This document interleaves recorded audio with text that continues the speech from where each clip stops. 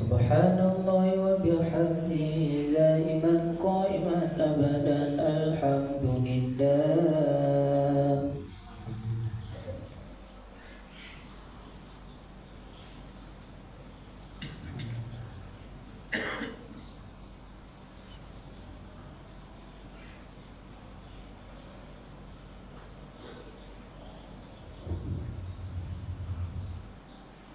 Alhamdulillahi Rabbil Alamin ala kulli hali wa fi kulli hali wa ni'matin. Allahu Akbar.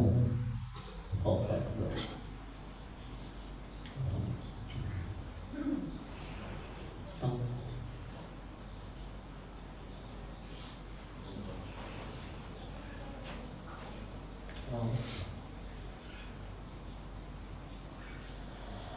Allahu Akbar kabir walhamdulillahi katsir wa subhanallahi bukratan wa asila.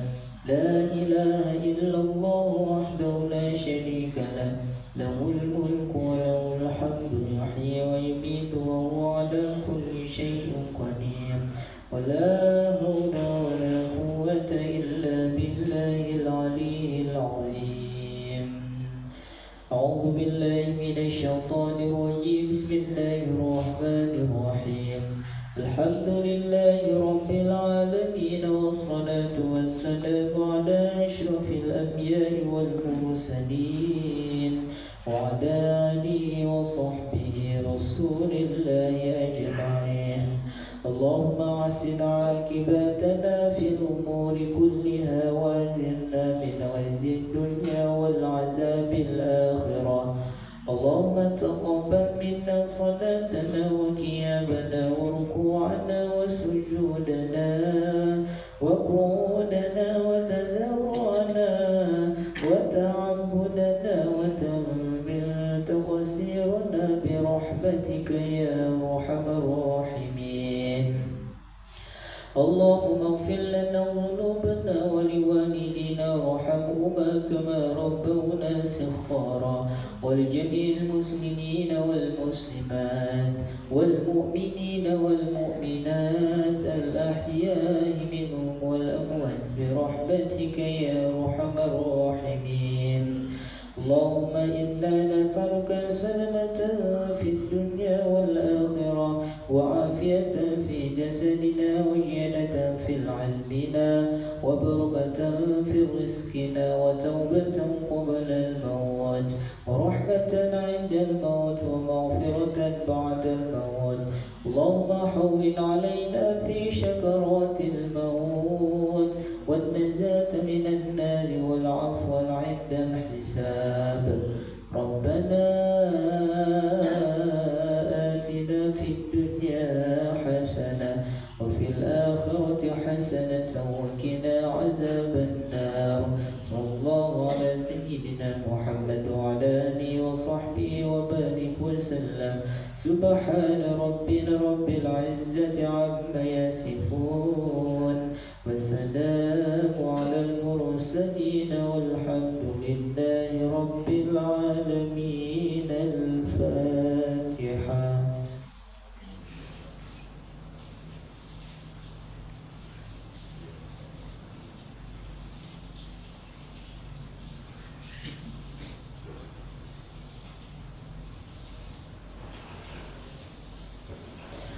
صلى الله على محمد صلى الله عليه وسلم. صلى الله على محمد صلى الله عليه وسلم. صلى الله على محمد صلى الله عليه وسلم. صلى الله على محمد صلى الله عليه وسلم.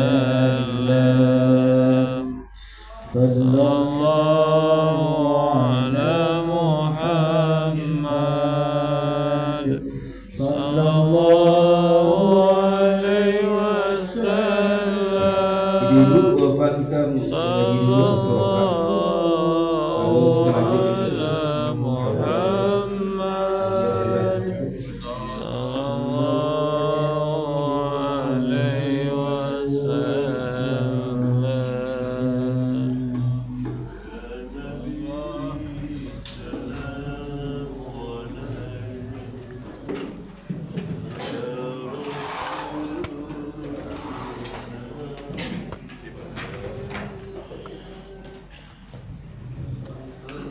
Ibu sekarang di halaman 359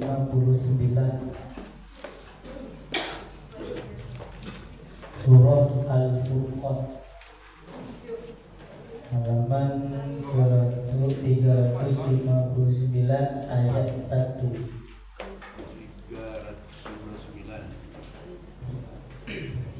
359 Al-Furqan ayat 1.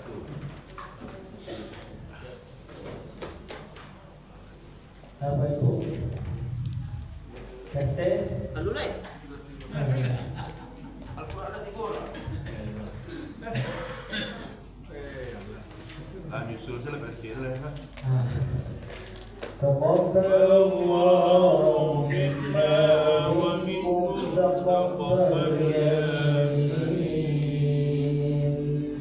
A'udzu billahi minasyaitonir rajim.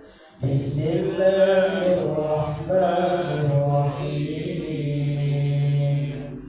Tabarakalladzi nazzala al-furqana ala 'abdihi liyakuna lil'alamina nadhira. Alladzi lahu mulku as-samawati wal ardi wa lam yattakhidh waladan wa lam yakul lahu sharikun fil mulki wa khalaqa kulla shay'in faqaddarahu taqdira. واتخذوا من دونه آلهة لا يخلقون شيئا وهم يخلقون ولا يملكون لأنفسهم ضرا ولا نفعا ولا يملكون موتا ولا حياة ولا نشورا. وقال الذين كفروا إن هذا إلا إفك افتراه وأعانه وعليه قوم آخرون فقد جاءوا ظلما وزورا وقالوا أساطير الأولين اكتتبها فهي تملى عليهم بكرة وأصيلا. قل أنزله الذي يعلم السر في السماوات والأرض إنه كان غفورا رحيما. وقالوا ما لهذا الرسول يأكل الطعام ويمشي في الأسواق لولا أنزل إليه ملك فيكون معه نذيرا أو يلقى إليه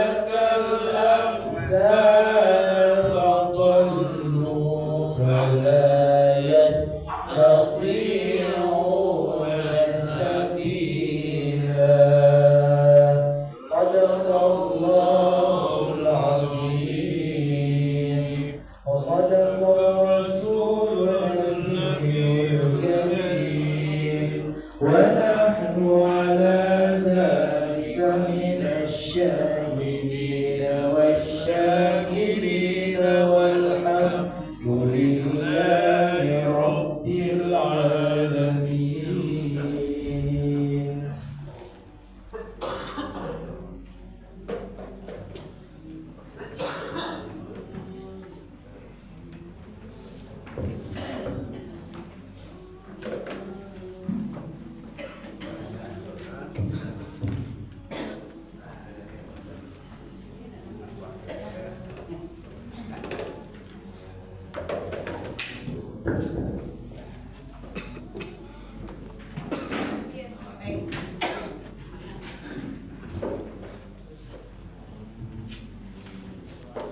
Bismillahirrahmanirrahim. Assalamualaikum warahmatullahi wabarakatuh. Waalaikumsalam warahmatullahi wabarakatuh. Innal hamdalillah nahmaduhu wa nasta'inuhu wa nastaghfiruh wa na'udzu billahi min shururi anfusina wa min sayyiati a'malina. May yahdihillahu fala mudilla lahu wa may yudlil fala hadiya lahu. Asyhadu an la ilaha illallah wa asyhadu anna Muhammadan abduhu wa rasuluh sallallahu alaihi wasallam la nabiyya ba'da amma ba'd. First of all, I praise Allah subhanahu wa ta'ala for His blessing and grace that we can assemble today. Secondly, may salawat and salam be on our Prophet Muhammad sallallahu alaihi wasallam, who has carried us from dark era into this civilization. Thirdly, I would like to thank to ladies and gentlemen who has given me the chance to be the MC today. Before we begin our Islamic lecture, let us say Basmalah. Bismillahirrahmanirrahim. Baiklah, saya di sini tidak akan memperpanjang mukadimah, langsung saja kepada Dr. Haji Rahmat Taufik kepada Al-Mukarram, kita persilakan. Thank you for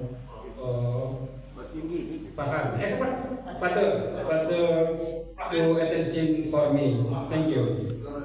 Bismillahirrahmanirrahim. Assalamualaikum warahmatullahi wabarakatuh. Waalaikumsalam warahmatullahi wabarakatuh.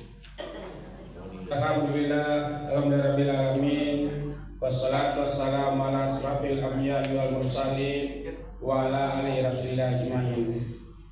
Rabbi shrah li sadri wa yassir li amri wa hlul 'uqdatam min lisani yafqahu qawli.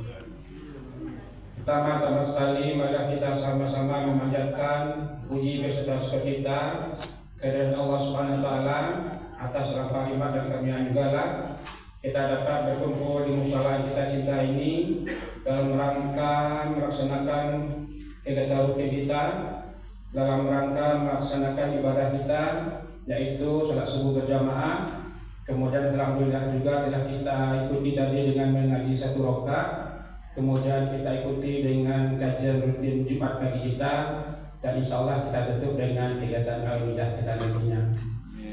Kemudian salam dan lupa-lupanya kita kirimkan buat junjungan kita, yakni Nabi besar Muhammad Sallallahu Alaihi Wasallam. Yang kami hormati Bapak Ibu jamaah Musala Al-Taibah, Musala Masjid Baitur Rahim, yang kami hormati juga sekaligus pengurus dari Musala Al-Taibah, Baitur Rahim dan Al-Ikhlas.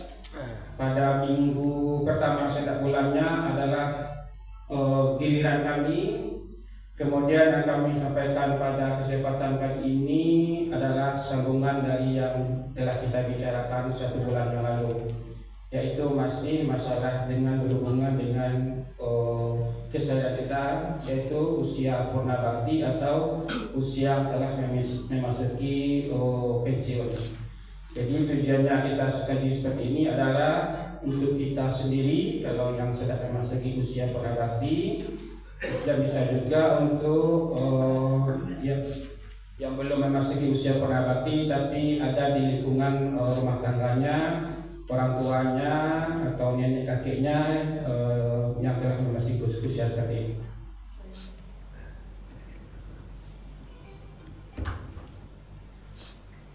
Jadi yang akan kita kaji pada pagi ini adalah masih gangguan mental,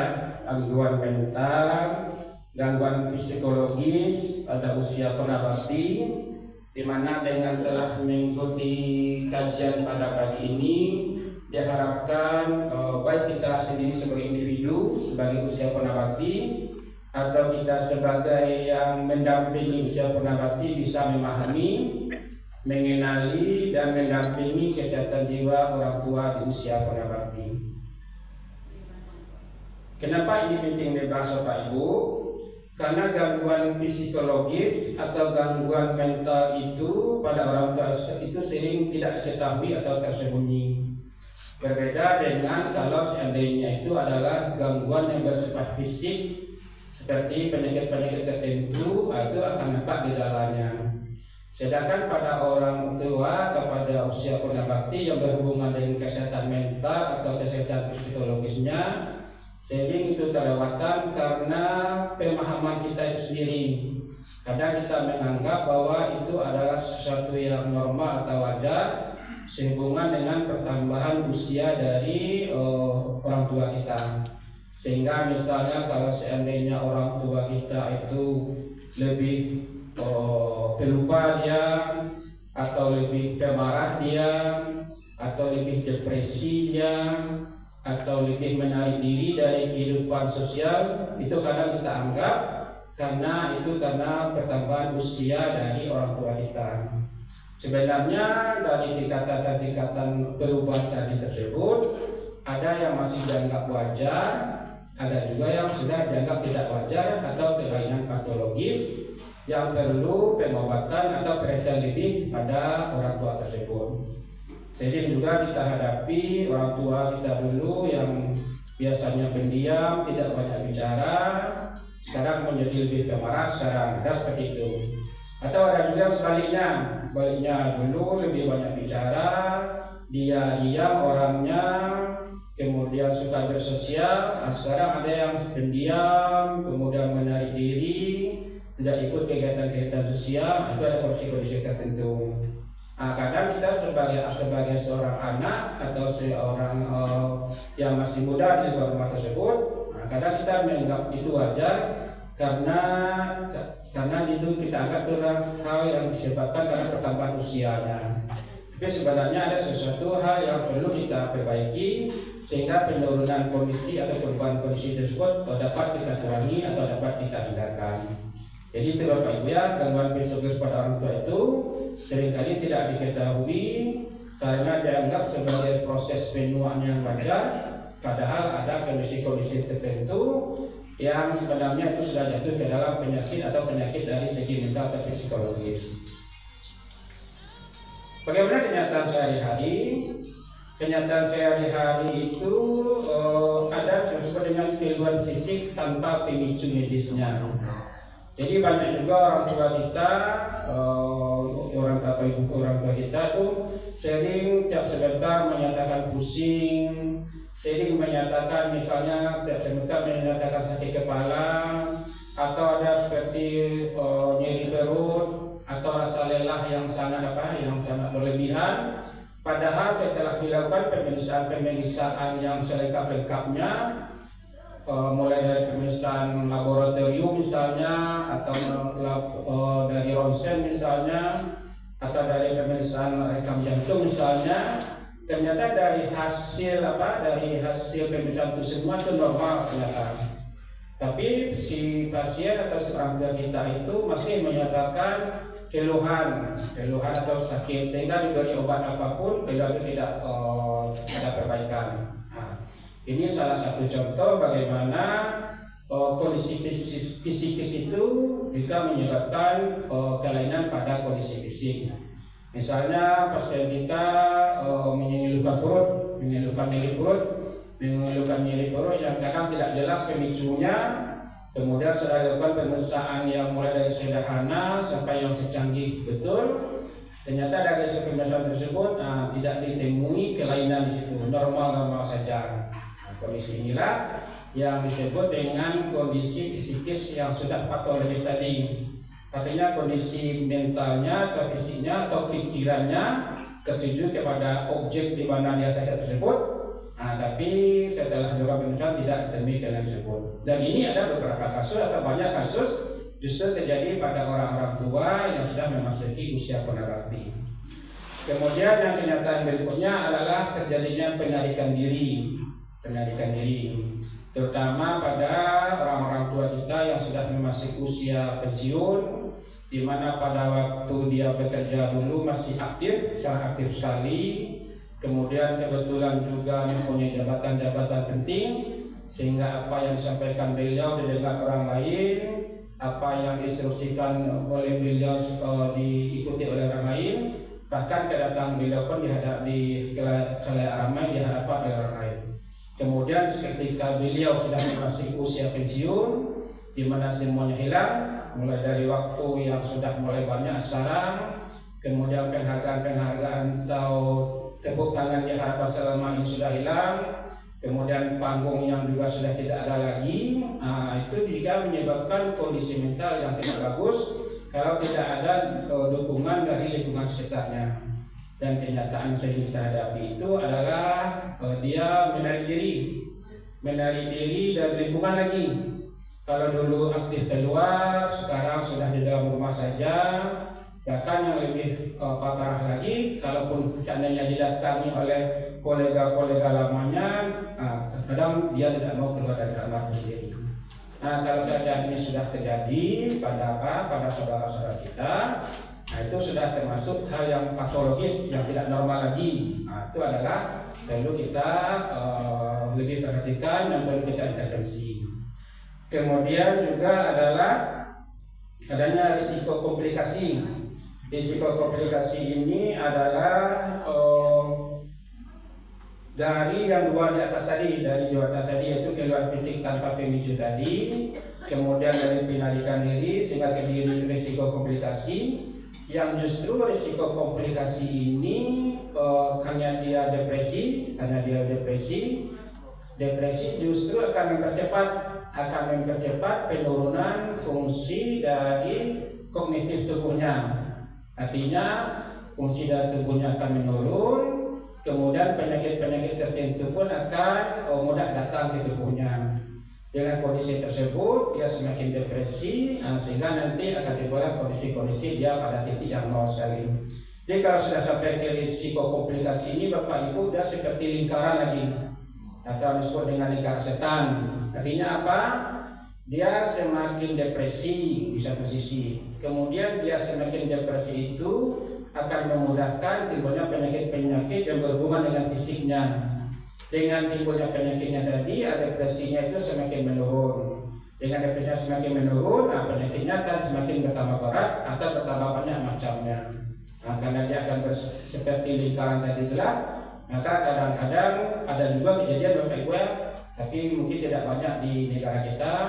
Adanya yang paling jelek itu adalah terjadinya kasus bunuh diri pada orang-orang yang sudah di usia lansia. Tapi alhamdulillah di negara kita tidak banyak, justru banyak terjadi di negara non-muslim. Atau ada juga justru di usia lansia ini terjadi orang-orang tersebut justru masuk ke rumah sakit jiwa. Itu ada juga seperti itu. Tapi alhamdulillah yang dua kasus ini adalah yang betul-betul ekstrim ya, yang masuk betul ekstrim, yang biasanya terjadi di negara-negara maju atau di negara-negara muslim. Tapi yang ringan-ringan seperti yang kami sebutkan di atas, seperti adanya penyakit-penyakit tertentu yang sebenarnya dia tidak sakit atau dia menarik diri dari lingkungan, itu banyak di lingkungan kita ini. Janganlah sampai kita minimal kita di lingkungan villa kuda ini, jangan sampai kita seperti kondisi seperti itu. Kemudian kita lanjut Bapak Ibu. Nah, ini faktor-faktor pemicunya. Jadi faktor pemicu ini kenapa timbulnya depresi atau gangguan psikis pada usia-usia lansia ini ada 3 Bapak Ibu, ada 3. Yang pertama itu adalah masalah psikososial.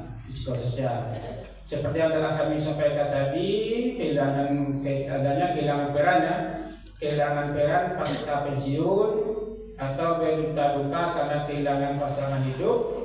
Atau bisa juga anak-anak yang selama ini membersamai kehidupan kita, dia telah pindah kota karena dia juga melanjutkan kehidupannya di kota yang lain. Jadi ini adalah faktor-faktor psikososial. Kehilangan peran pasca pensiun ini telah kami gambarkan tadi, terutama pada waktu dia masih bekerja itu pada waktu dengan yang sangat aktif sekali, dengan waktu yang sangat sibuk sekali. kemudian dengan jabatan yang penting sekali sehingga apa yang disampaikannya didengar orang. Kemudian pada waktu beliau memasuki pensiun atau pasca pensiun semuanya hilang. Jadi kalau seandainya dia seperti itu, kalau tidak kuat mentalnya, akan timbullah yang gangguan-gangguan berhubungan dengan psikososial. Kemudian juga berita duka pasangan hidup kita ya, pasangan hidup yang telah hidup mungkin bersama kita 30, 40 tahun sampai 50 tahun. Kemudian salah satu pasangan hidup tadi meninggal kita, nah, itu sangat berat sekali untuk dari sisi psikososialnya. Juga rumah kita ramai dengan anak jumlah 2 atau 3 orang yang selalu bersama kita 24 jam. Kemudian karena anak kita ini kebetulan dapat kerja atau dapat pasangan hidup yang di kota lain, sehingga satu berangsur-angsur meninggalkan kita.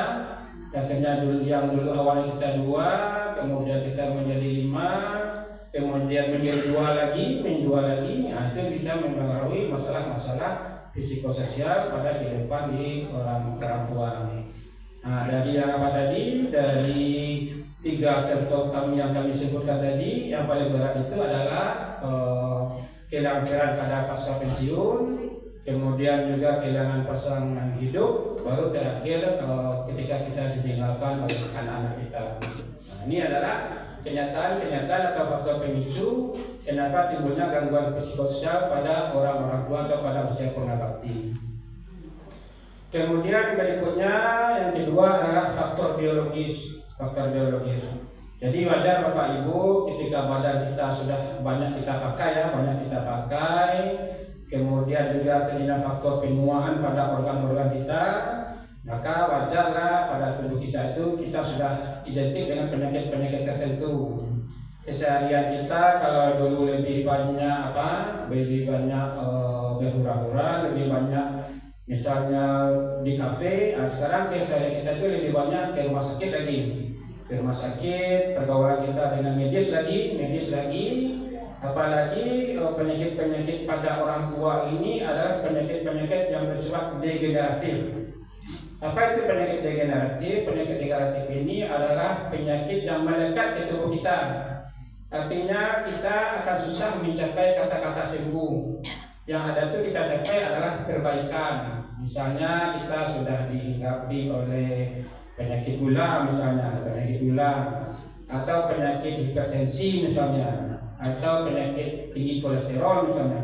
Itu adalah penyakit-penyakit yang sebenarnya akan melekat di tubuh kita. Artinya dia akan susah dikatakan sembuh lagi kalau seandainya yang menyebabkan itu kita lakukan.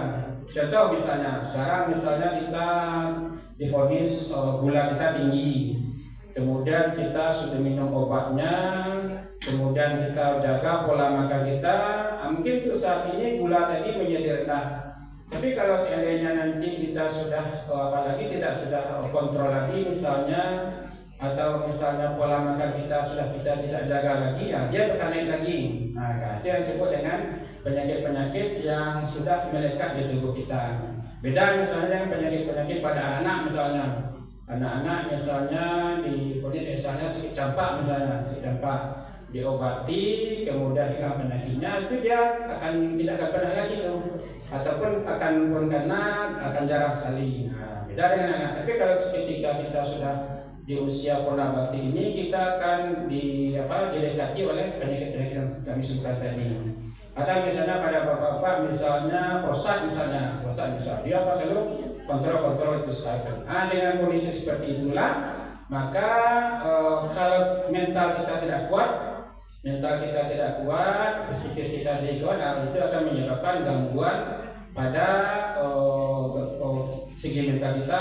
Kalau seandainya ada penyakit-penyakit tertentu yang kadang akan lebih berat, kalau seandainya akan lebih susah lagi kita obati. Nah, jadi itu faktor pemicunya. Itu faktor biologis.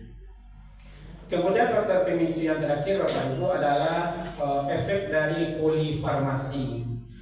Polifarmasi ini maksudnya adalah penggunaan berbagai jenis obat yang banyak dan dalam jangka waktu yang cukup lama. Jadi obat ini Bapak Ibu walaupun tujuan utamanya adalah untuk mengobati, Tapi ada juga kalau seandainya kita konsumsi dalam jangka waktu yang lama, kemudian dalam jangka waktu yang lama, tentu akan ada juga efek-efek samping. Nah, ada juga dari beberapa jenis obat itu, yang efek sampingnya itu adalah ke organ yang mengurus pemikiran kita atau ke organ otak kita, sehingga nanti akan menimbulkan cepatnya terjadinya gangguan psikis atau cepatnya timbulnya pikun pada diri kita. Nah, ini adalah termasuk mempengaruhi fungsi saraf serta emosi otak kita. Jadi ini adalah tiga faktor pemicu. Kami ulangi, kenapa pada orang tua itu pada usia purnabakti itu timbul gangguan psikis, terutama gangguan mentalnya, karena adanya gangguan psikososial yang berubah. Kemudian juga karena faktor biologis yang berubah, timbulnya adanya penyakit-penyakit tertentu yang menyertai tubuh kita. Dan yang terakhir adalah adanya efek-efek dari pemakaian obat-obat yang cukup banyak dan dipakai dalam waktu yang cukup lama. Jadi ini ada 3 faktor. Kemudian kita lihat ya, mitos dan fakta kesehatan berhubungan dengan lansia ini. Nah, ini yang susahnya Bapak Ibu. Kadang kita menganggap mitos ini yang benar sebenarnya, tapi kenyataannya itu adalah yang tidak benar.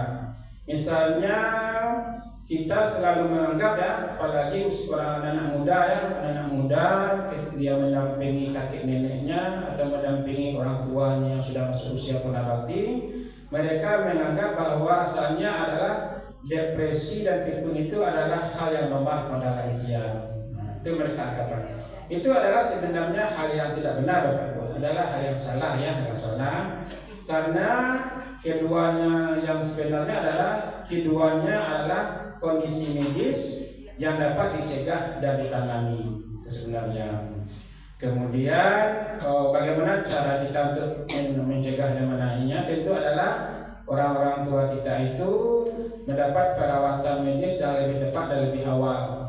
Jadi yang 3 faktor pemicu yang di awal tadi Bapak Ibu, yang ini. Nah, kalau seandainya kita ingin orang tua kita tidak cepat depresi atau pikunnya, atau kita sendiri jangan sampai kondisi seperti tadi, ya yang ini harus kita awali.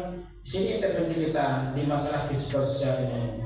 Contoh misalnya, kalau seandainya kita sudah masuk di pasca pensiun ini, ya sudah lepas semuanya, ikhlas kita.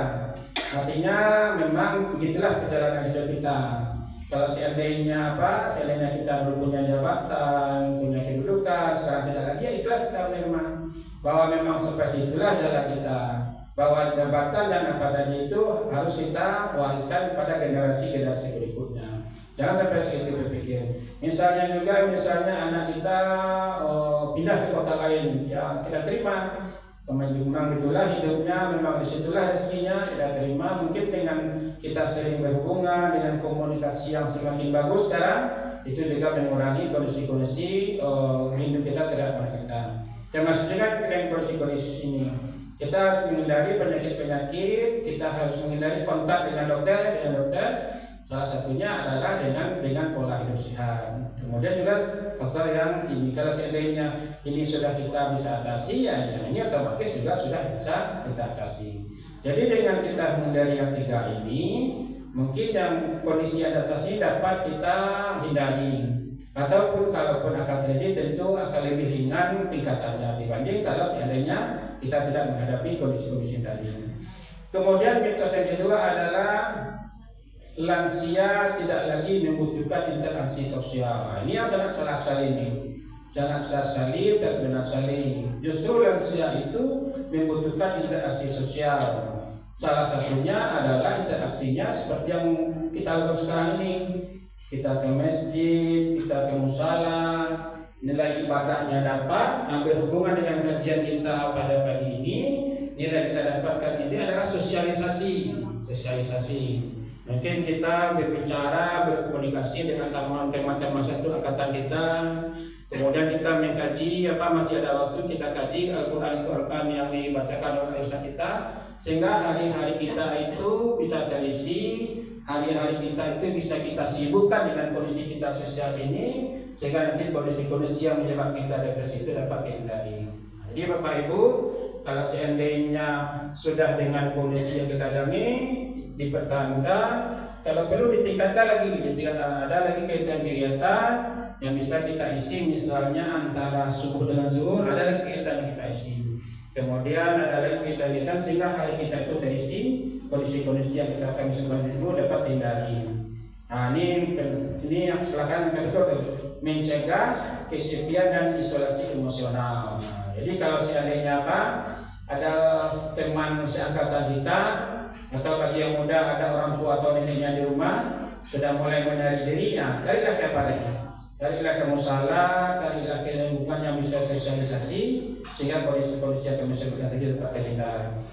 Kemudian terakhir adalah sifat sering marah hanya karena faktor usia. Nah, jadi kadang kita menganggap orang tua yang marah-marah, orang tua yang tanpa ada pemicu dia marah-marah saja, itu sebenarnya itu tidak benar juga. Pasti ada pemicunya di kondisi seperti itu. Kalau selama ini kita menganggap karena beliau sudah tua, beliau sudah pikun, sehingga kita membiarkan kondisi tersebut. Sebenarnya ada kondisi-kondisi seperti itu yang menyebabkan dia kondisi seperti itu. Biasanya kalau orang tua seperti itu adalah sudah timbul ada rasa kecemasan berlebihan pada dirinya.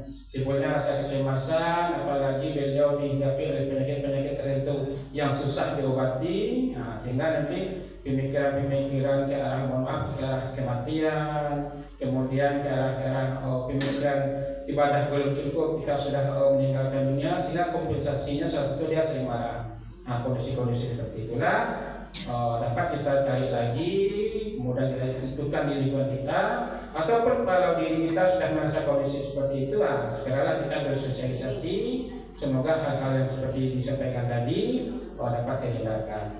Ini adalah mitos dan fakta-fakta yang berhubungan dengan masalah psikis pada orang tua. Sebenarnya masih banyak mitos-mitos yang lain Bapak Ibu, yang mitos itu yang kadang justru kita anggap benar gitu, sehingga timbul kita anggap benar, sehingga semakin lama semakin parah terjadi pada orang tua kita. Kemudian yang terakhir Bapak Ibu, slide terakhir, ini yang apa ya? Ini kami tunjukkan lebih kepada yang berusia muda yang di rumahnya masih ada orang tua, yang masih ada kakek nenek, ayah ibunya sudah masih usia lansia. Bagaimana kita tetap mendengarkan tetap mendengarkan dengan empati apa-apa yang disampaikan oleh orang tua kita. Mungkin yang disampaikan itu tidak penting misalnya, atau bisa jadi berulang-ulang hari ini dia sampaikan karena kepikunan mereka diulang lagi besoknya, tetaplah kita dengarkan walaupun itu tidak penting, walaupun itu berulang-ulang, dibanding kalau sebenarnya kita acuhkan. Kalau kita acuhkan justru akan menambah gangguan atau menambah kementerian dan justru akan menimbulkan gangguan semakin berat pada orang tua kita. Kemudian bangunlah rutinitas yang terstruktur. Rutinitas yang terstruktur ini maksudnya kasih orang tua kita atau diri kita itu kegiatan harian. Misalnya pagi Jumat saya ke salat Al-Taibah, kemudian ikuti dengan kajian, ikuti Al-Maidah, pulang nanti menjelang Jumat, misalnya ada kegiatan-kegiatan yang rutin kita lakukan. Apakah nanti kita berkumpul seusia kita, kemudian ada kajian-kajian atau pembelajaran yang kita ikuti, kemudian kita nanti salat Jumat misalnya, kemudian habis salat Jumat kita istirahat di rumah. Kalau seandainya nanti tinggal dengan anak dan cucu, nanti cucu pulang nanti sudah salat asar lagi. Jadi ada kegiatan-kegiatan rutinitas sehingga nanti waktu-waktu kosong kesendirian orang tua itu tidak ada. Coba kalau seandainya waktu kosong, kemudian orang tua kita sendiri, disitulah nanti disitulah masuk kondisi-kondisi yang bisa mempengaruhi mentalnya, apalagi di saat itu juga setan juga kadang membisikkan sesuatu yang tidak benar di kondisi-kondisi seperti itu. Tapi kalau dengan sudah rutin, kemudian rutin ini juga melibatkan komunitas yang banyak yang seusia-usia seorang kita, maka kondisi negara akan sangat lagi. Kemudian berikan peran sederhana. Artinya jangan orang tua ini kita anggap tidak bisa melakukan apa-apa. Justru para Bapak Ibu kalau kita lihat di luar negeri seperti misalnya di Jepang atau di Korea, kadang yang misalnya yang perobek kertas dan karcis di pintu masuk misalnya, atau perobek kertas di kertas itu justru orang tua di situ, atau misalnya di di rumah makan misalnya penyaji yang ringan-ringan atau orang tua di situ. Itu peran yang artinya dikasih kesibukan sehingga kognitifnya masih terangsang, pemikirannya masih terangsang, sehingga di kondisi-kondisi yang tersebut yang bertindak. Jadi orang tua kita, Bapak Ibu, walaupun kita anggap sudah pensiun, jangan dianggap mereka tidak bisa melakukan apa-apa. Berilah peran-peran tapi yang sesuai dengan usia yang dilakukannya, yang sesuai dengan usia yang dapat dilakukan. Jangan pula nanti terpaksa artinya orang tua kita sudah memasuki usia pensiun, kemudian kita bekerja, anak kita ada 4, kita titipkan semuanya ke orang tua. Itu juga tidak benar seperti itu ya. Jangan seperti itu. Justru kalau seandainya peran itu melebihi kemampuan dia menerima, itu justru akan menimbulkan kondisi-kondisi mental yang tidak bagus. Salah satunya beberapa bulan lalu ya di tanah Jawa, Bapak Ibu, karena dititipi cucu dah 3 atau 4, salah satu karena memuncak betul emosinya, dipukulnya cucunya, sehingga salah satu cucunya meninggal. Itu juga tidak benar. Jadi berilah peran di pertengahan, tidak diberi peran tidak bagus, diberi peran yang melebihi kemampuan usia orang tua kita menerima juga tidak bagus. Berilah peran-peran sederhana, penting hari-hari mereka terisi. Kemudian ini terakhir, ini kalau seandainya yang di atas sudah kita lakukan tapi kondisi-kondisi mental orang tua kita itu tidak bagus, ya tentu kita berkonsultasi ke yang lebih ahlinya. Mungkin ada intervensi yang bisa diberikan, baik itu dari segi pengobatan maupun dari segi masuk dari sisi psikis atau emosinya.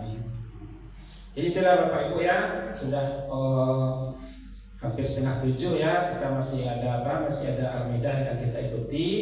Jadi inilah yang dapat kita sampaikan pada pagi ini ya Bapak Ibu ya.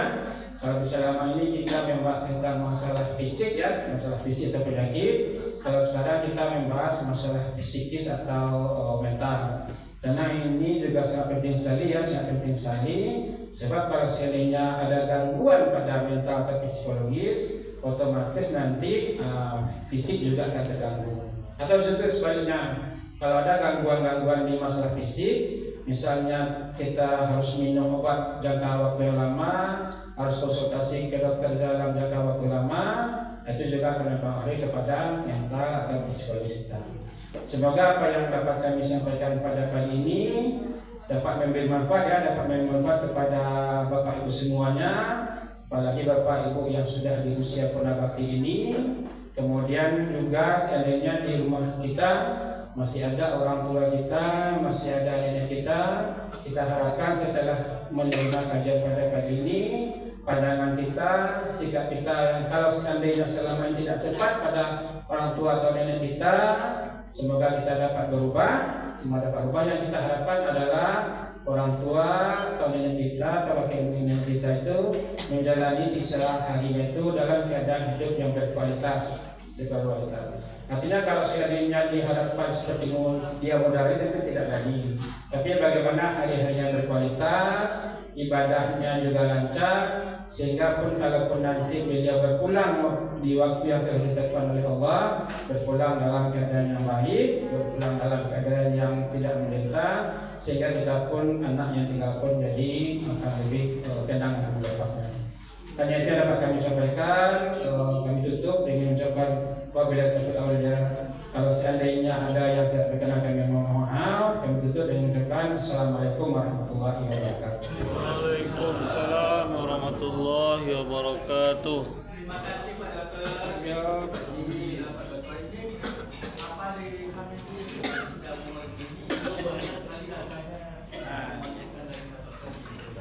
Baiklah, syukran jazilan untuk Pak Dokter. Untuk menutup acara ini, baiknya kita menutup dengan doa kafaratul majelis. Subhanakallahumma wa bihamdika asyhadu an la ilaha illa anta astaghfiruka wa atubu ilaik.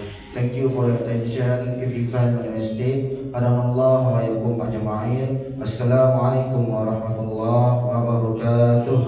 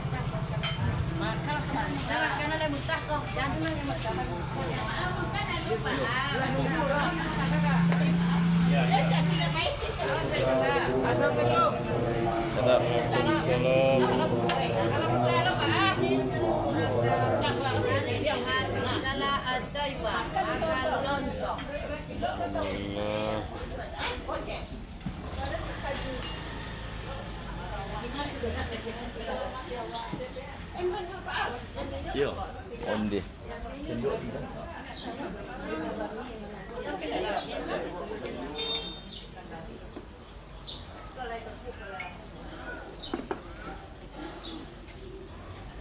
Mau lari je nentu dia mah. Kami nentu lah dari bang mana deh. Kalau Hah? itu tuh alai jaga punya dan nak pasti nentu. Dari perawan. Perawan. Nah, kau mau punya calon tu bisa jadi bisa dah. Ya. Dua lari je tak? Awak dah sini, situ dah nak kalau tutup layarnya. Tutup layar ha. Jadi itu habis ke batu.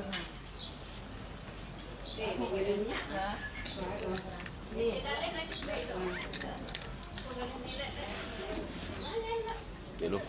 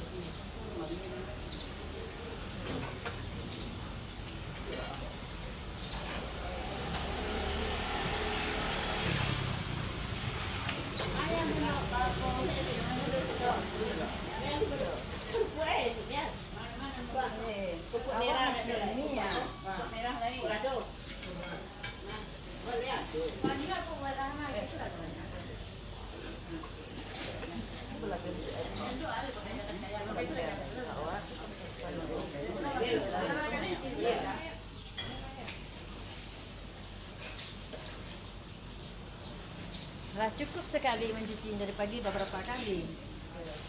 Dah 10 kali. Sudah tak?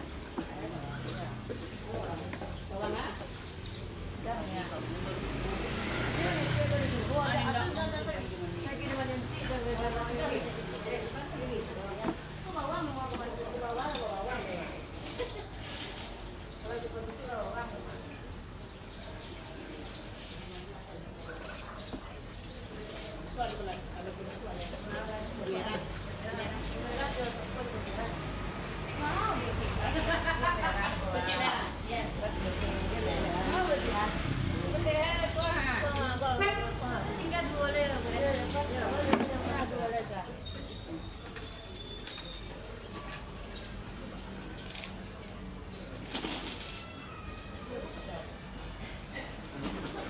Boleh lah makan. Oh, dari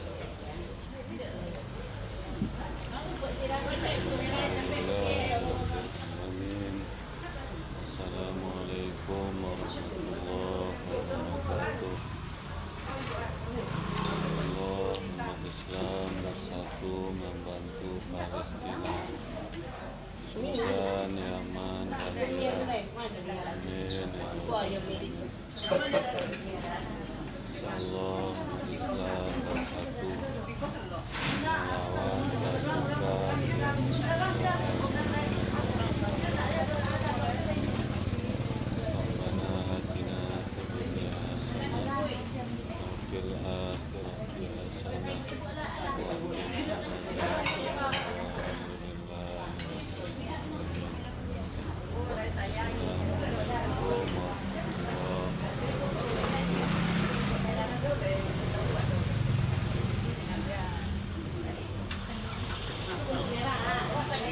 Iya, pada birthday.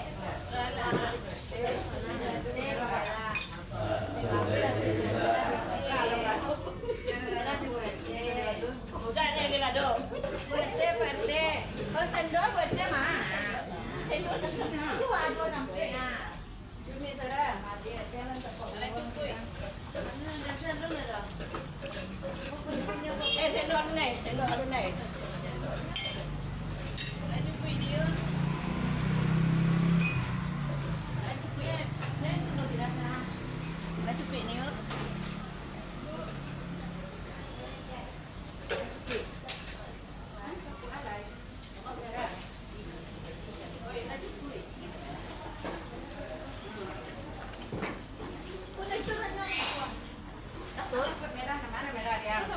Ada Bu, kasih Bu.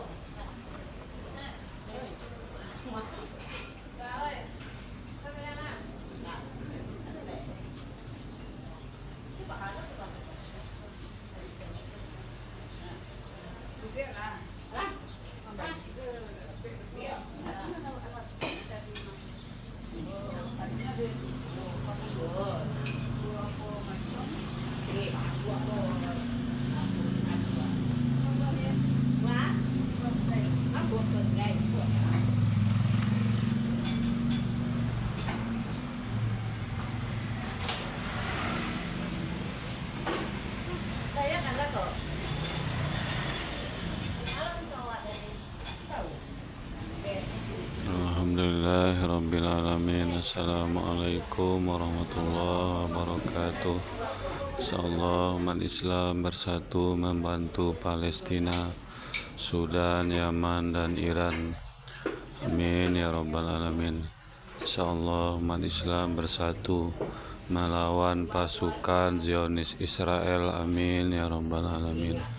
Rabbana atina fid dunya hasanah wa fil akhirati hasanah wa qina azabannar walhamdulillahi rabbil alamin. Assalamualaikum warahmatullahi wabarakatuh.